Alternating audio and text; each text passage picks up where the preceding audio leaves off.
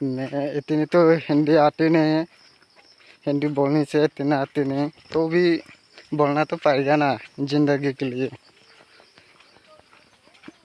देख लो रास्ता कैसे, हम लोग रास्ता का सही, घर का रास्ता सही, थोड़ा सा हम लोग को देख लो ना, सपोर्ट करो ना।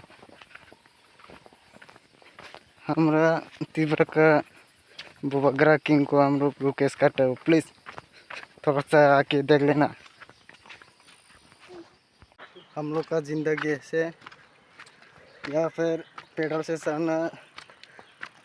चलना है। यहाँ से बहुत ऊंचा पहाड़ है, यहाँ पे तो घर के लाइन भी आ सकते हैं, मतलब यहाँ पर नहीं देती है गवर्नमेंट। तुम आप लोगों को ठीक से रास्ता को दिखा दूंगा, अभी देख लो कैसे है। ये तो हम लोग पेडल से जाते हैं, इसलिए छोड़कर जाना पाते हैं। इधर से तो घर का रास्ता बनाने से अच्छा है, इधर पहाड़ से बनाने तो अच्छा है।